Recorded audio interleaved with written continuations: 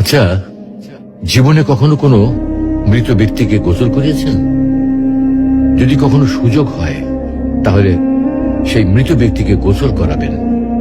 তখন খুব কাছ থেকে দেখবেন মৃত মানুষের দেহটা কতটা অসহায় লাগে, মৃত্যুর পরে মানুষের দেহ কতটা ভয়ের কারণ হয়ে দাঁড়ায়। সুযোগ পেলে রাতে লাশটা পাহারা দেবেন, তখন বুঝতে পারবেন প্রিয় মানুষটার লাশ রাতের বেলায় আপনার কাছে কতটা অদ্ভুত লাগে, কতটা ভয়ের কারণ হয়ে ওঠে, কতটা আতঙ্কের কারণ হয়ে যায়। সুযোগ পেলে মৃত ব্যক্তির শরীরে একটু হাত লাগিয়ে কিছুক্ষণ তার স্পর্শ নেবেন।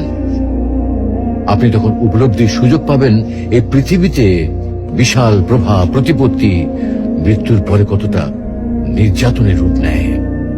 সুযোগ পেলে আপনজনদের লাশ কবরে নামাবেন খুব আগ্রহ নিয়ে। শেষবারের মতো মৃতদেহের মুখটি একবার দেখার চেষ্টা করবেন এবং বারবার উপলব্ধি করার চেষ্টা করবেন এই মৃতদের সাথে অনন্তকালের যাত্রার পথে এটাই আপনার জীবনের শেষ দেখা। সুযোগ পেলে মাঝে মধ্যে কবরস্থানে গিয়ে নীরবে কিছুক্ষণ দাঁড়াবেন।